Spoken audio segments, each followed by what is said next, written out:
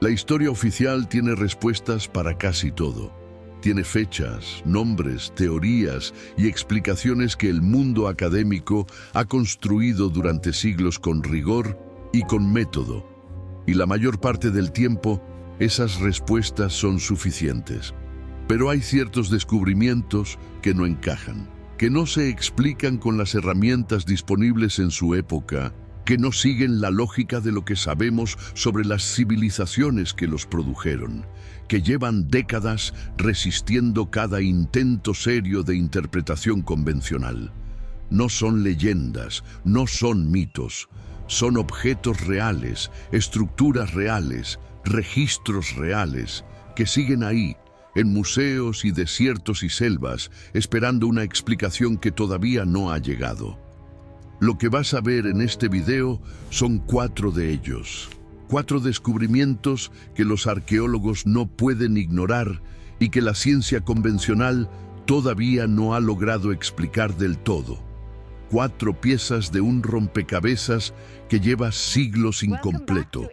Antes de continuar, escribe en los comentarios desde dónde estás viendo esto.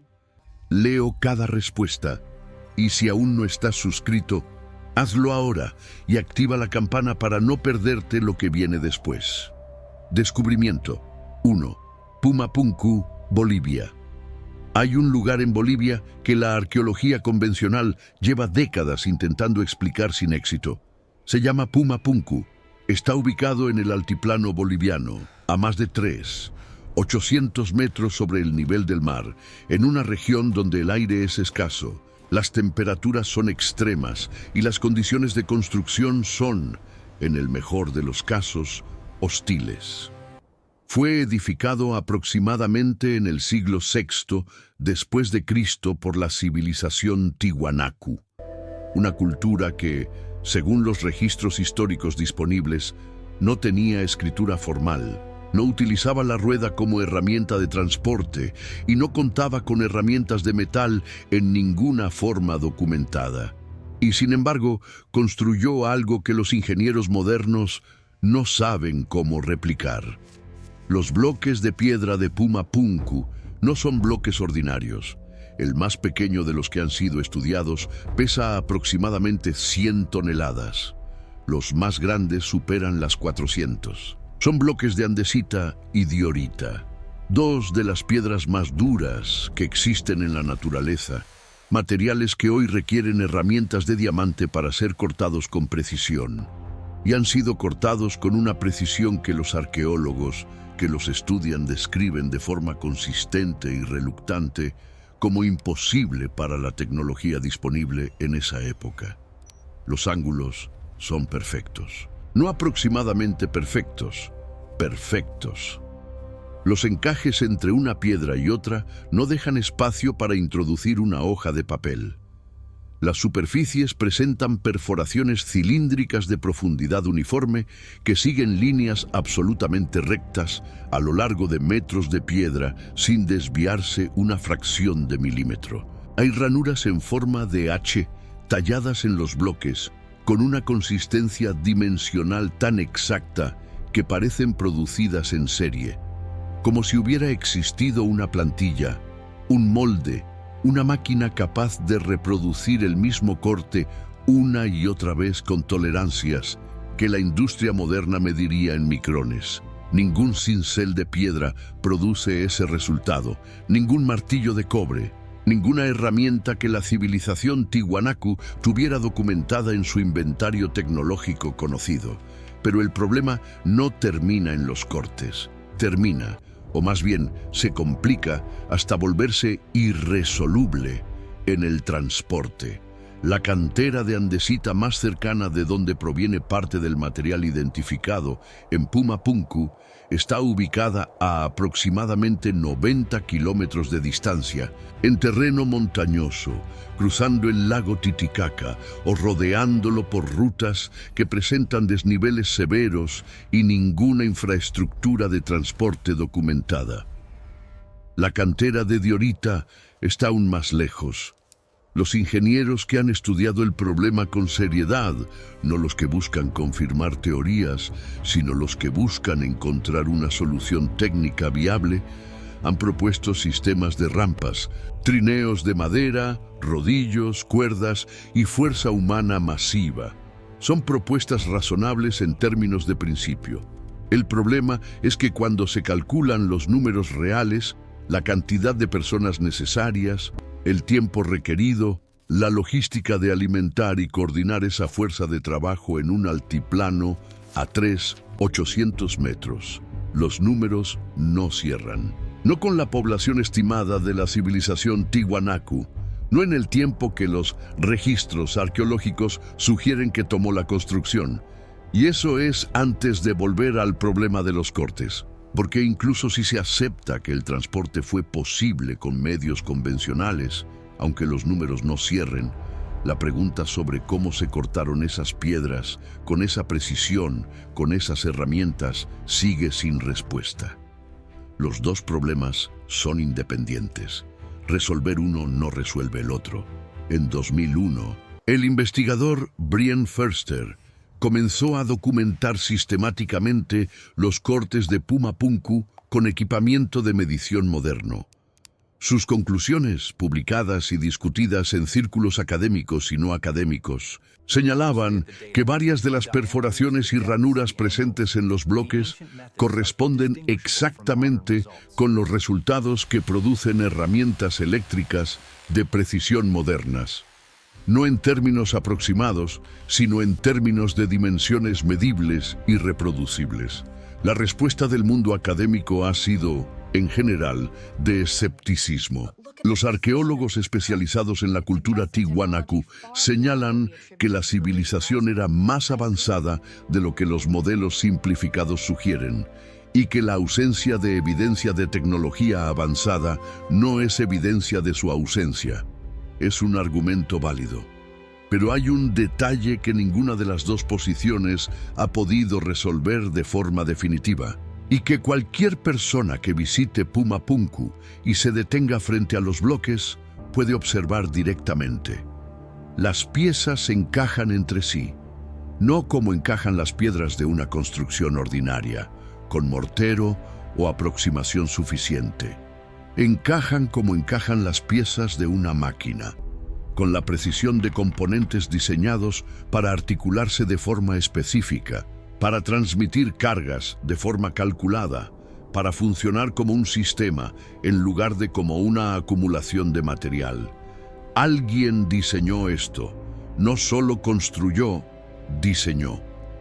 Con un nivel de planificación técnica y precisión de ejecución que no corresponde con ninguna otra evidencia disponible sobre las capacidades de la civilización que, según los registros, lo produjo. La pregunta que lleva décadas en el aire sobre el altiplano boliviano no es si Pumapunku existe. Existe, está ahí, perfectamente imperfecto en su imposibilidad, resistiendo cada intento de explicación convencional, con la indiferencia sólida de 400 toneladas de diorita perfectamente cortada. La pregunta es, ¿quién tenía la tecnología para hacerlo? ¿Y por qué no hay ningún otro rastro de esa tecnología en ningún otro lugar del registro histórico conocido? Descubrimiento 2. El mapa de Piri Reis.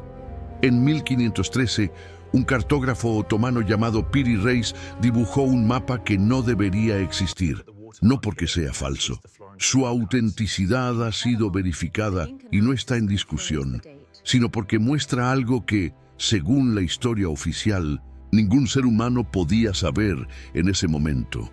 Muestra la costa de la Antártida, un continente que no fue descubierto oficialmente hasta 1820, 307 años después de que Piri Reis lo dibujara con una precisión geográfica que los cartógrafos modernos han medido, verificado y no han podido explicar de forma satisfactoria. Pero hay un detalle que convierte este problema en algo todavía más perturbador. El mapa no muestra la Antártida como la conocemos hoy, cubierta por una capa de hielo de hasta 4 kilómetros de espesor. Muestra la costa tal como aparecería si ese hielo no existiera. La geografía costera representada en el mapa de Piri Reis corresponde con una precisión que los geólogos han confirmado al perfil real del continente bajo su cobertura glacial.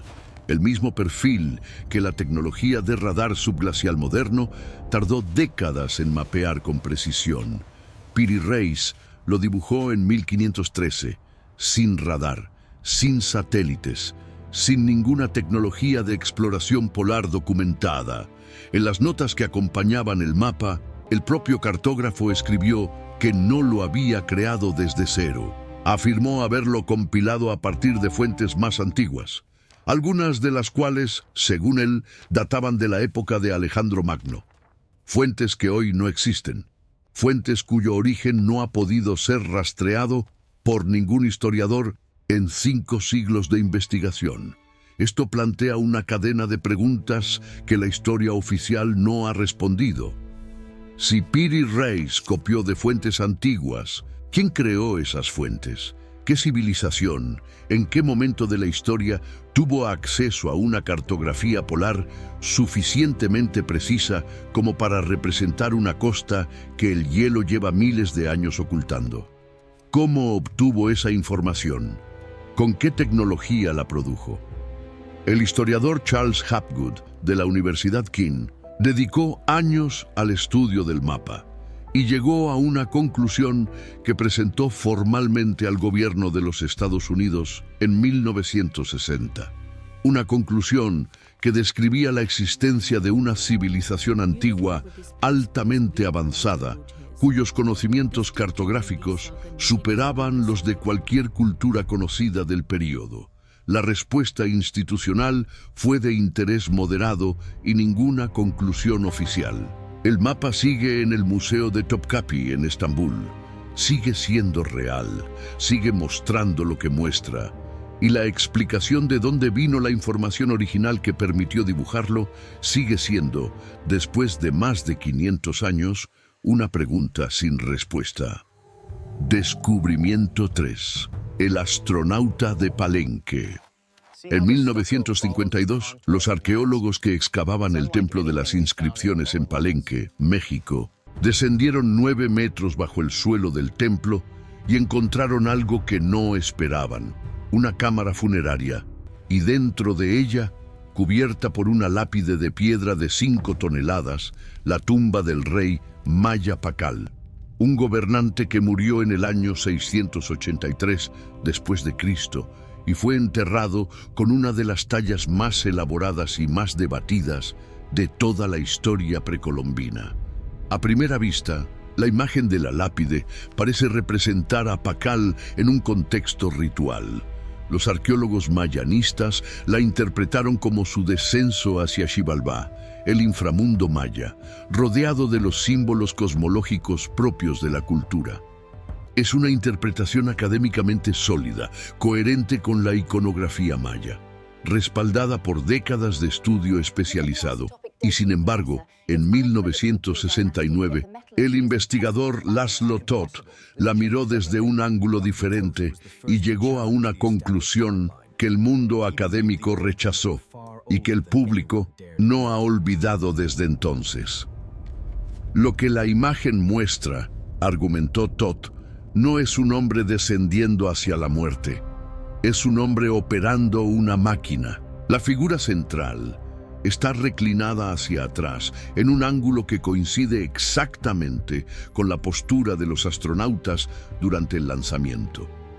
Una posición que no tiene precedente conocido en la iconografía funeraria maya.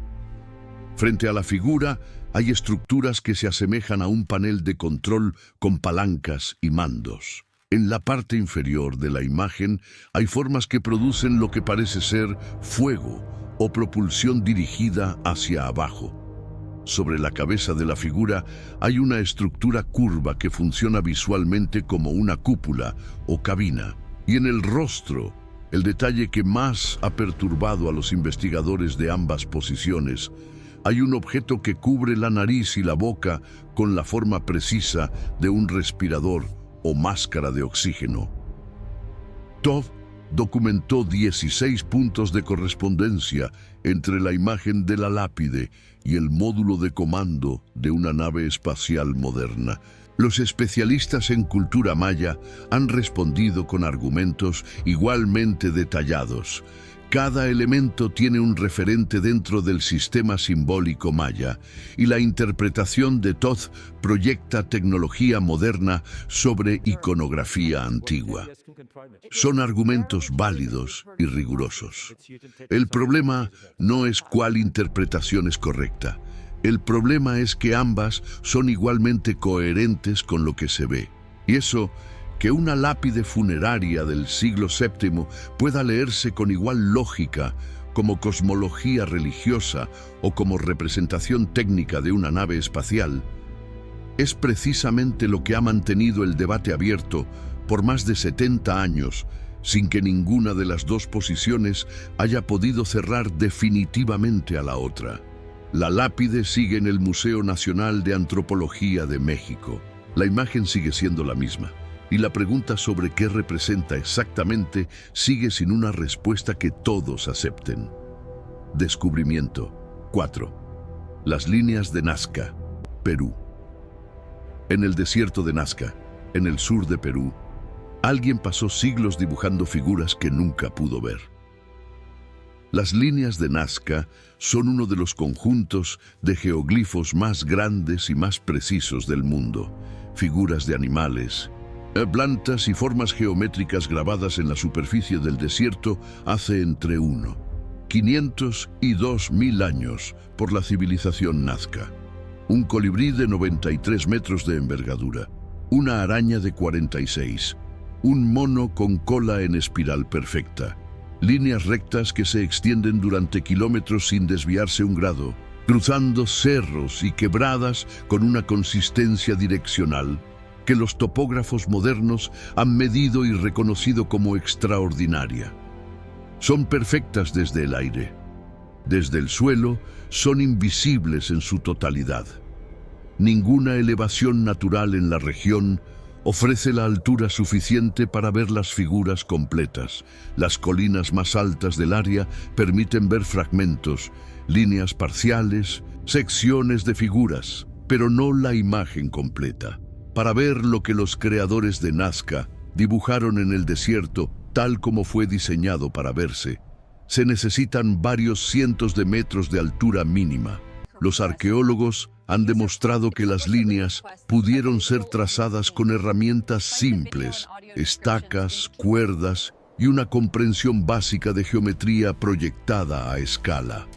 Es técnicamente posible. La civilización Nazca tenía los medios para hacerlo.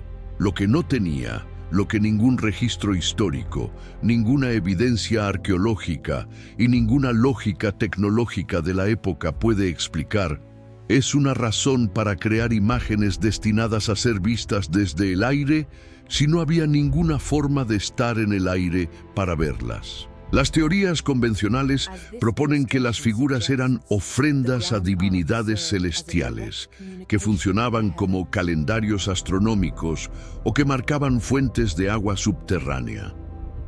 Son hipótesis razonables, académicamente sostenibles, que han sido debatidas y refinadas durante décadas, pero ninguna responde la pregunta fundamental de forma completamente satisfactoria. Si las figuras estaban destinadas a los dioses del cielo, alguien tomó la decisión de crear arte que solo tiene sentido visto desde arriba. Y esa decisión implica, en algún nivel, la conciencia de una perspectiva aérea, no como abstracción religiosa, sino como realidad visual concreta, como el conocimiento de que existe un punto de vista desde el cual esas líneas se convierten en un colibrí, en una araña, en un mono. ¿Cómo sabía la civilización Nazca cómo se veían sus propias creaciones? Alguien les mostró, alguien estuvo arriba y describió lo que veía, o alguien estuvo arriba con ellos. No hay respuesta oficial. Hay teorías, hay debates, hay décadas de investigación seria que han producido mucha información sobre el cómo y muy poca sobre el para qué. Y las líneas siguen ahí, perfectas, enormes, completamente invisibles desde el suelo, esperando una explicación que tenga tanto sentido como las figuras mismas. Si este video cambió algo en la forma en que ves la historia, compártelo con alguien que todavía crea que lo sabemos todo. Suscríbete, activa la campana y déjame un comentario diciéndome desde dónde estás viendo. Gente de todo el mundo encuentra este canal cada día. Hazme saber dónde estás. El próximo video ya te está esperando. Descubrimiento 3. El astronauta de Palenque. En 1952, los arqueólogos que excavaban el Templo de las Inscripciones en Palenque, México, encontraron la tumba del rey maya Pacal, enterrado bajo una lápide de piedra de 5 toneladas, con una de las tallas más debatidas de toda la historia precolombina. Los arqueólogos mayanistas la interpretaron como el descenso de Pacal hacia el inframundo maya. Una lectura académicamente sólida, coherente con la iconografía de la cultura. Pero en 1969, el investigador Laszlo Toth la miró desde otro ángulo. Lo que la imagen muestra, argumentó, no es un hombre descendiendo hacia la muerte, es un hombre operando una máquina. La figura central está reclinada en un ángulo que coincide con la postura de los astronautas durante el lanzamiento. Frente a ella hay estructuras que se asemejan a un panel de control. En la parte inferior hay formas que producen lo que parece ser fuego o propulsión. Sobre la cabeza de la figura hay una estructura curva que funciona como una cúpula, y en el rostro hay un objeto que cubre la nariz y la boca con la forma precisa de un respirador. Toth documentó 16 puntos de correspondencia entre la lápide y el módulo de comando de una nave espacial moderna. Los especialistas respondieron con argumentos igualmente detallados. Cada elemento tiene un referente dentro del sistema simbólico maya. Son argumentos válidos y rigurosos. El problema no es cuál interpretación es correcta. El problema es que ambas son igualmente coherentes con lo que se ve. Y eso, que una lápide del siglo VII pueda leerse con igual lógica como cosmología religiosa o como representación técnica de una nave espacial, es lo que ha mantenido el debate abierto por más de 70 años sin que ninguna de las dos posiciones haya podido cerrar definitivamente a la otra. La lápide sigue en el Museo Nacional de Antropología de México. La pregunta sobre qué representa exactamente sigue sin una respuesta que todos acepten.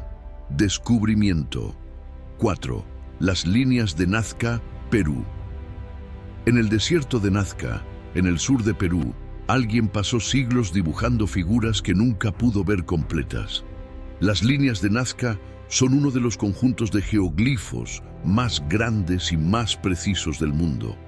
Figuras de animales, plantas y formas geométricas grabadas en la superficie del desierto hace entre 500 y 2000 años por la civilización Nazca.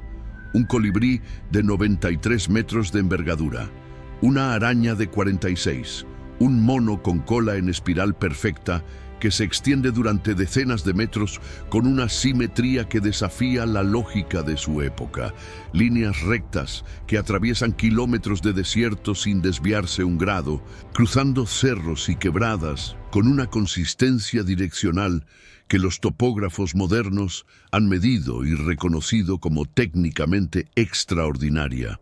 Vistas desde el suelo, no son nada.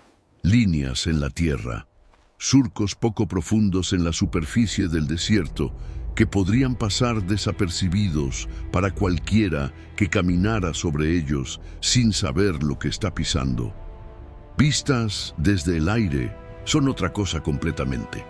Desde varios cientos de metros de altura, las líneas se transforman.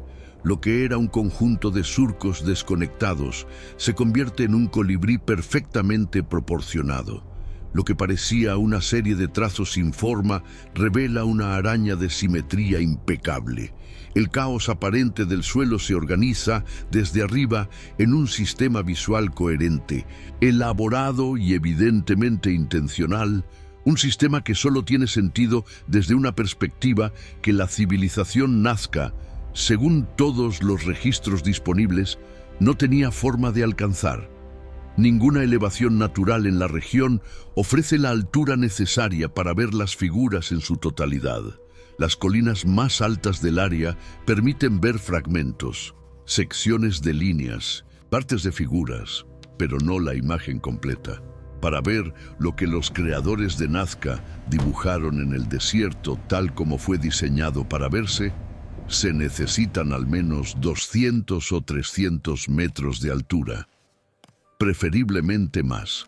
Los arqueólogos han abordado el problema de la construcción con rigor y han llegado a conclusiones razonables. Las líneas pudieron ser trazadas con herramientas simples, estacas clavadas en el suelo, cuerdas tensadas entre ellas, una comprensión básica de geometría proyectada a escala mayor mediante un sistema de cuadrícula.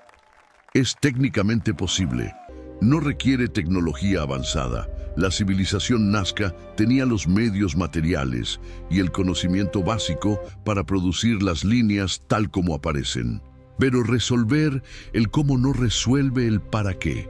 Y el para qué es donde el problema se vuelve irresoluble con las herramientas del pensamiento convencional. Las teorías académicas más aceptadas proponen que las líneas funcionaban como ofrendas a divinidades celestiales, figuras sagradas destinadas a los dioses del cielo, visibles solo para ellos desde su posición elevada. Otros investigadores han argumentado que funcionaban como calendarios astronómicos, con líneas orientadas hacia posiciones específicas del Sol, la Luna y las estrellas en fechas de importancia ritual. Una tercera hipótesis sugiere que marcaban fuentes de agua subterránea, siguiendo el trazado de acuíferos bajo la superficie del desierto.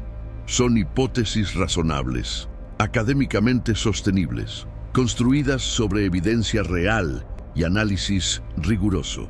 Y ninguna responde la pregunta que está debajo de todas las demás. Si las figuras estaban destinadas a los dioses del cielo, alguien tomó la decisión consciente de crear arte que solo tiene sentido visto desde arriba. Esa decisión no es abstracta.